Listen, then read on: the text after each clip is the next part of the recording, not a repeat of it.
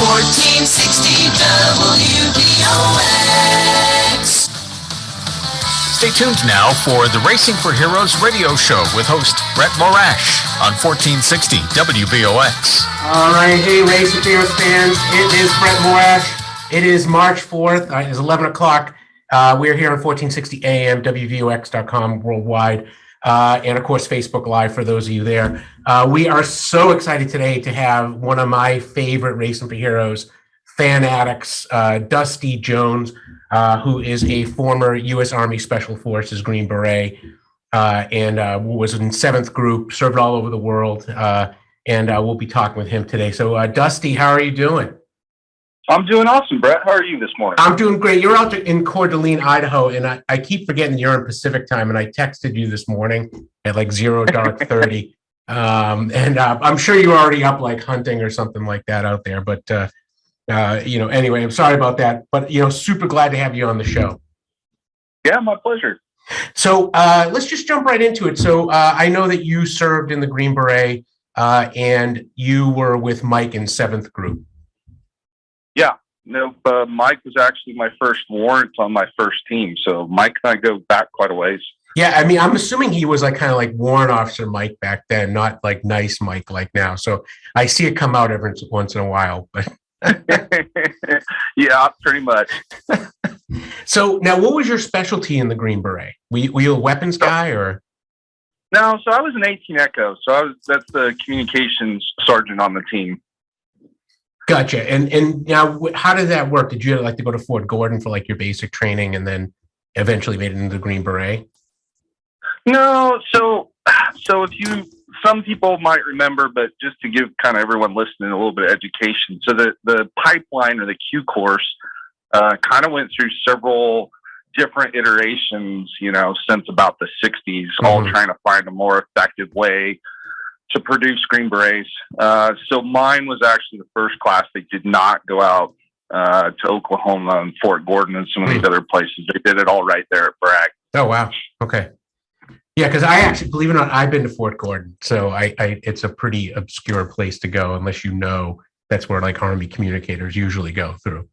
But now within the teams, though, like the Green Beret has like a very special place because it's not, I mean, and I know it's a feeder for things like Delta Force and that sort of thing, but like it's not the same as like SEAL Team 6 or the Delta Force.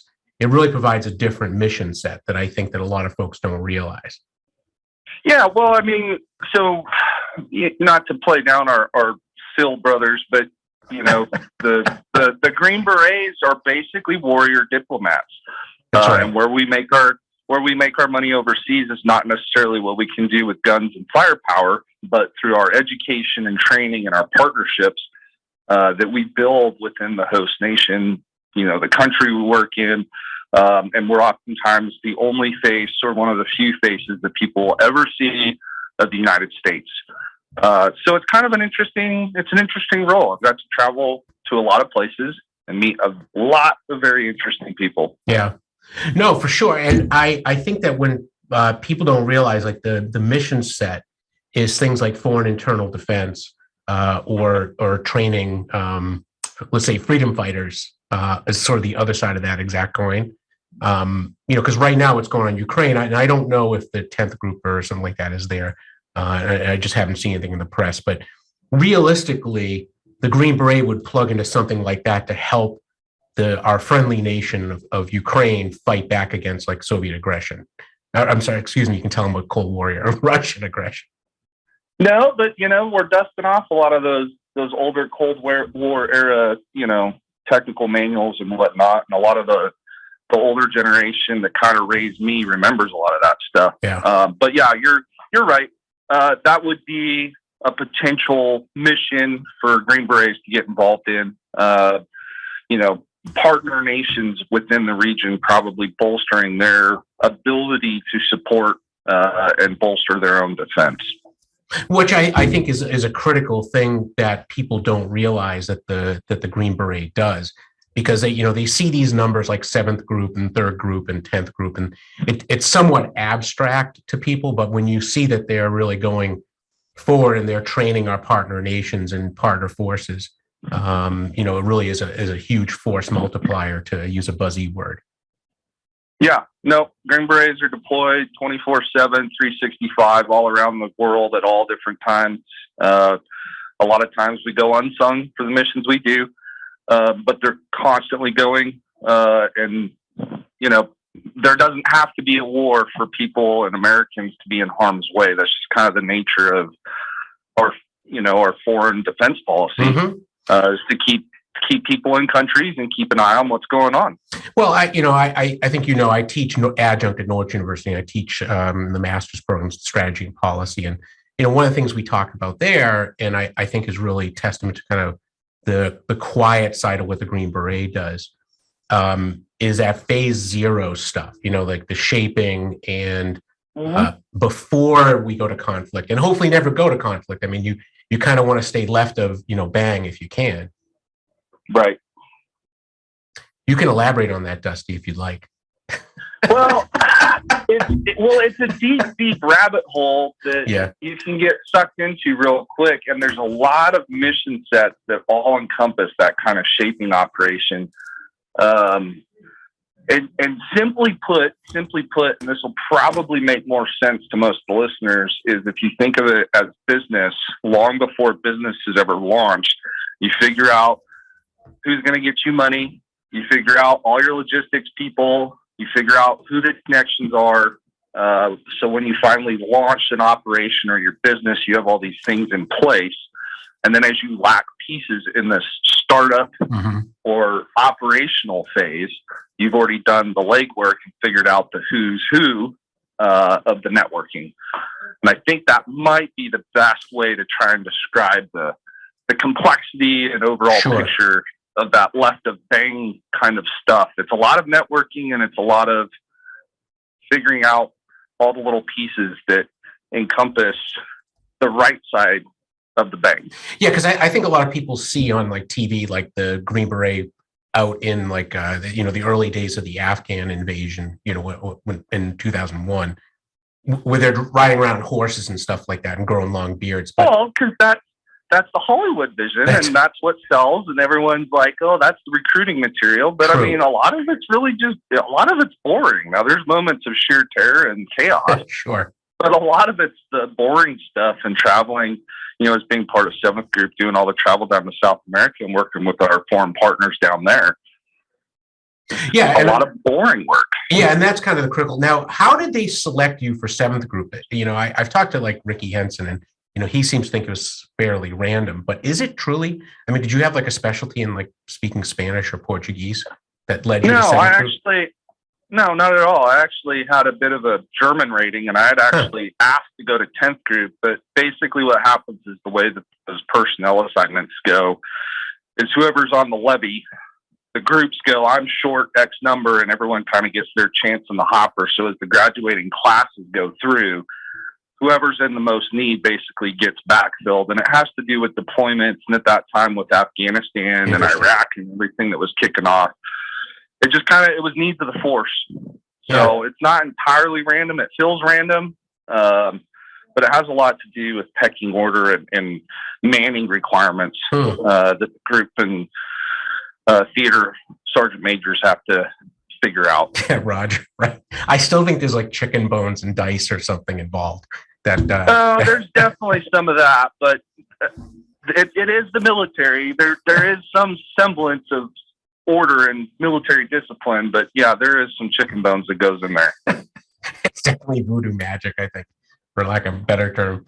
But and I guess the 7th Group is that you guys had the red flash on your beret. It's the Red Empire was sort of the way it's been told to me is what they refer to it as. Yep. Nope. That's very correct. And, little known fact, in Close Encounters of the Third Kind, it is in fact 7th Group guys that are defending the alien outpost there. So I thought that you'd appreciate that. You've always got a shot. So it's not just South America. It's also the Space Force probably element of that as well.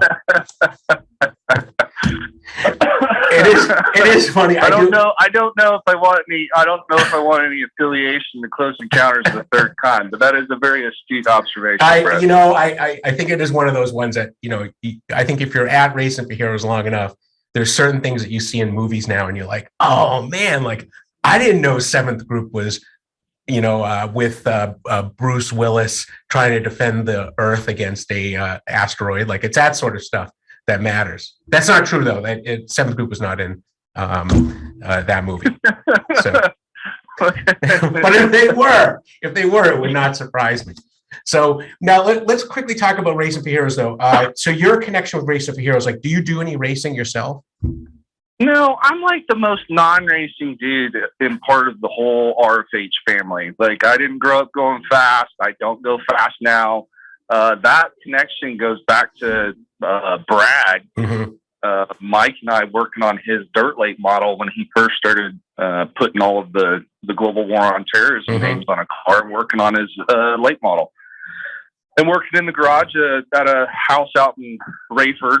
And that's kind of the infancy of Racing for Heroes. And then, here we are later, and now it's a full-blown project, and we're doing the same thing just at scale.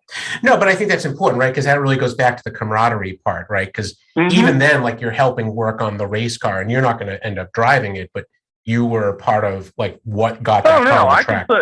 I can put nuts and bolts together, and I can hold heavy things, and I can put oil in, and help accomplish a mission.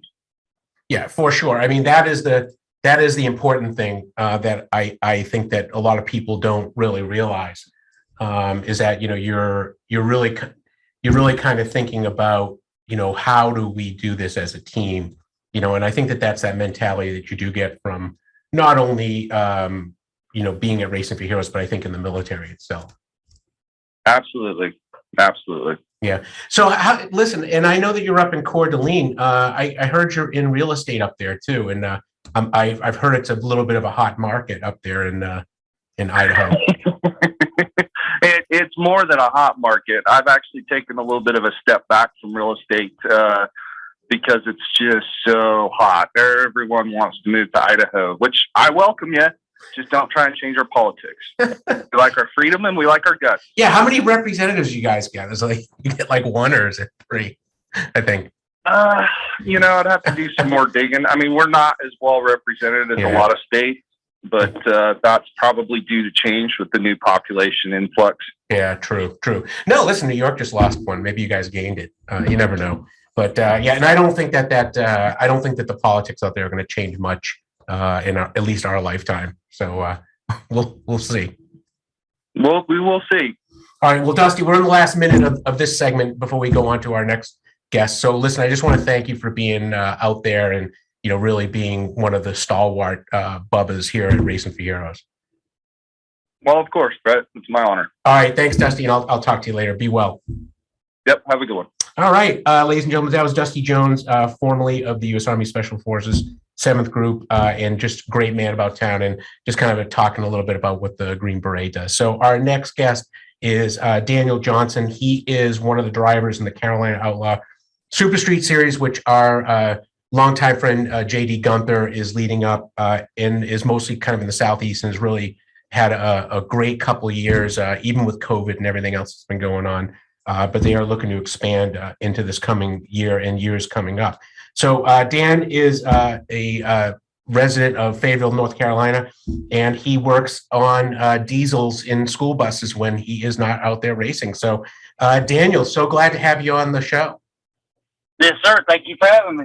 Yeah, listen, Daniel, I think we talked about this on the phone together, but like I'm super impressed that you work on those school buses, because I know that those things are just beat up every day and they get put back in the barn wet.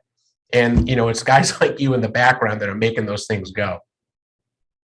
Oh yeah, they definitely get beat up, with the range of kids on them from, elementary school to high school, they definitely get beat up and they definitely get some miles put on them. Oh yeah. And then, and the diesels are not actually run the way like a diesel on the highway is, because they're not really running at like 80% power.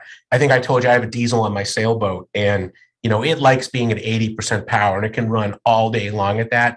It does not like it when you run it like at 20% speed, and it just ends up gunked up. And that's how a lot of our new buses are. Is they've got all the filters and the regens and the DEF fluid and the if you don't, bus idling is the worst. Bus nowadays, the worst thing you can do is let it idle. Oh, it's the worst. And, it's the worst. Yeah, oh yeah, it just clogs the filters up, so you have to do regens. We're doing regens on some buses, once a week to clean the filters out on them. And I mean, it gets aggravating sometimes, but that's the EPA, I guess. Yeah. Well, I don't like that DEF fluid, but you like my little Yanmar 2 GM20 engine, like circa 1970. It's that thing is a bulletproof engine. In fact, I pulled the injectors recently and cleaned them out with a toothpick. I mean, it's definitely old school. Yeah. Yeah, you gotta love that stuff. Oh yeah, definitely. I'd love for it to go back to the old school common rail Cummins motors and be done with it. Yeah, you bet, man. Well, and those things are bulletproof. I mean, they'll last forever. So I'm just big fan. Hey, so let's talk about your racing. So where did you start racing? I started racing, here in Fayetteville. I started out years and years ago when I was, 18, 19 years old, running just like the enduro races. And this was back when, I grew up around JD. Him and my dad were real good friends, and JD's dad, Dave, was real good friends with my dad. And, I kind of grew up around JD. So I grew up, 18, 19 years old running an enduro race out there. With my old junk car, and we just knocked the windows out of them and go racing. I know. I got to see one of those kind of races at Fayetteville Motor Speedway last year. It was amazing watching those races. Yeah. I mean, it's fun. It's fun. Yeah, I remember being a kid though in like 1970s cars doing that type of racing. Yeah, and that's why it's gotten away from all that. This racetracks now are starting what they're calling a Crown Vic class, where they're just taking old Crown Vics, and that's going to be a class. Yeah, the old P71 type stuff. Yeah, those things. Yep. Those things are amazing. And I mean, they're such bulletproof cars, but you look at a modern car today, and it's just not the same type of stuff that we grew up with. Oh no, it's not at all. But and now, what type of cars are you racing? So you're racing Super Street though, right? In JD. Yeah, this year I went up to Super Street. For the past 11 years, I've run street stock. It was pure stock, stock body Camaro stuff, and now it's advanced. Every year it's advanced more and more and more to where now it's pretty much they're jig built Monte Carlos now, where the leaf spring cars are kind of getting faded out, down here. Yeah. Has been in the street stock division, where the Monte Carlos, they just have so much more adjustability on them, and they have so much more traction. I had a leaf spring car up until I sold it. At the end of last season, I sold it. Yeah, because I think JD's allowing both, right? Leaf spring as well as. Yeah, he's allowing leaf spring. He's allowing leaf spring and 3-link. And with our street stocks, you can run either like a stock Monte Carlo chassis or a Camaro chassis, and they can be store-bought cars. We have plenty of chassis builders, all up and down everywhere. That builds the street stock cars, and it's gotten these boys are out here buying street stock cars that are just as much as a limited late model.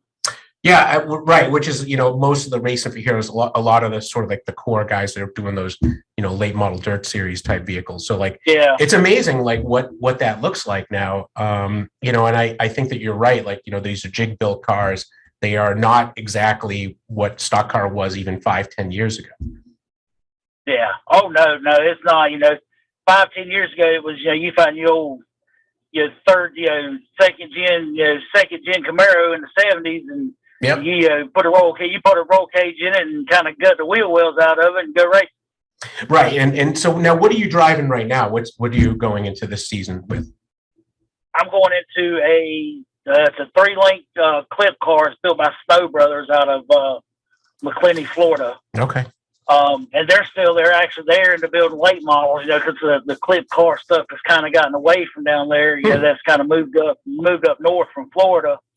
So they're actually building late models. And actually, when I went and built the car, I talked to the man that built the car back in I think 2010 when he built it, and they were actually racing that Volusia. They're racing their late models at Volusia.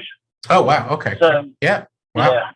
No, that's amazing. And Snow Brothers is still around, though. I think, right? I mean, they're like you said, they've kind of shifted gears there because the Racing for Heroes, the 773 car is a Longhorn chassis car, which was made not too long ago. It's fairly new, And it's just amazing the technology that goes into that. I mean, people don't realize that even these cars that are racing in not, kind of top tier racing series, it's still amazing technology. I mean, everything from like off center engines, where you just put a little bit more weight on those outside wheels, just makes such a huge difference. Oh yeah, it's amazing how much just on these 3-link cars. I had a friend of mine, that he switched from leaf spring to 3-link last season, and he passed away this winter back in October. And I used to go to race with him and help him out, and it's amazing how much just a 1-inch wheel spacer does. 100%. Now instead of changing springs or shocks or this, you put a spacer here, or put a round on the screw jack, and it changes tremendous. That is incredible. That is incredible. And so let's just shift gears real quick here, because we're getting the last 5 minutes of the show. What was your favorite race ever? Do you even have one? There's just so many great races. My favorite race ever was we had a race at Fayetteville called the Memorial. Okay. And it was, they had a big race in each division, and they memorialized, past race car drivers. Oh, neat. And it was right around Memorial Day, and now I won that race. And that was, kind of the biggest race I had won, and that was back in the old stock body Camaro car. Nice. And then, like I said, my friend that passed away, he was my best friend for 22 years. I won a race while he was in the hospital. Oh, wow. And that stuck with me, and that's going to stick with me forever. But that was just something. He had helped me work on that car, and we was already behind the 8 ball on a leaf spring car, so we're like, we got to be on top. We got to be on our A game every time we go to the racetrack. Yeah, you bet. And, who was it? Who was it, by the way, that passed away? His name was Michael Freeman. Okay, all right. Well, we'll put that on the universe. A little prayer for him. Oh yeah. Like I said, he was a good man. He was a good racer, good man. And that's great. Good friend. Yeah, no, I hear you. And let's and also who are your sponsors going into this season? This year we got Billy Greenhill. He's been a tremendous help with me because it started out where I sold my car, and Billy stepped up and said, "Hey, well, I have the Super Street car. Why don't you drive it?" I said, we can do that. And he has stepped up tremendously. And then I sold my car, so I went and bought my own car, or went and bought my own car. Isn't Billy racing this year too? Yes, he's racing. He actually just got a limited That's what I thought. late model. And he is going to try this and steel ball blade and stuff, limited stuff for that. And like I said, I got Billy Greenhill. He's been a big help this year. I've got 1-800 Plumbing. My family, my fiance and my 2 boys. My 2 boys are out there in the shop every time I'm out there. I got a friend of mine, Jeremy. He's with Max 10 Concepts. He keeps the car wrapped. I got a guy 10 Plus. He's helped Absolute Drive Axle, WG Landscape. There's a bunch of guys that local guys here in town that's been with me since day one I started. Gotcha. And, so like I said, it's been a tremendous help having that many sponsors. With the economy the way it's going, and they're still helping. It's a great help. Well, great help. And I think all of us are hopeful that 2022 will be the recovery year, and we can get back up on step here pretty quick. I think thankfully the administration is starting to change its gears itself, and we're starting to see the reopening of the economy, and hopefully we won't see too much issues from the issues going on in Ukraine, except for barley prices will end up going up. So I guess cost of beer will go up. That's going to be the big impact. Yeah. So these gas prices are steady climbing here. No, listen, that's been a big discussion. I mean, on even Race for Heroes pages, that's going to impact the racing. I mean, we'll see what happens with the race series, because as you know, the gas isn't the same gas formulation. I mean, you're doing stuff that's like, better quality gas. I mean, it's a thing. Oh yeah. But it's definitely, Oh, go ahead. Yeah, it's definitely like the price of materials has gone up. Like building race cars. I got a couple guys that help me. They built bodies for race cars and do setups and stuff like that. And even sheet metal has went up a bunch this year. Just Steel, it's crazy how much everything. Yeah, steel, everything's went up. No, listen, I've seen I buy a lot of stainless steel, and it's amazing. Just the difference between last year, this time, and now. It's just nuts. But anyway, listen, last minute of the show, I want to thank you for being on. I think JD's super lucky to have you in the series. And when's the next race for you, by the way?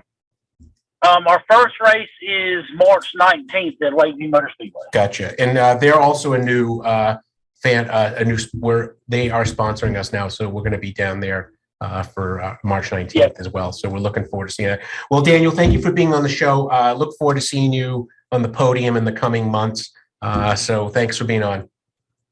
Oh, yes, sir. Thank you for having me. All right. And Race of Heroes fans, we will be back next week. Just wanted to put out that we are still out there making big impacts. We have the new hyperbaric oxygen therapy chamber. Be talking more about that. And we just penned a sponsorship with Lucas Oil, not to be confused with Lucas Oil, the Russian. This is Lucas Oil, which does fuel product additives, that sort of thing, all around the country. Pay more attention to that. Hopefully, we'll be having a press release here pretty shortly. With that, we will leave you with the real Doug Lane as we kind of end the show. See you next week. Take care, everyone.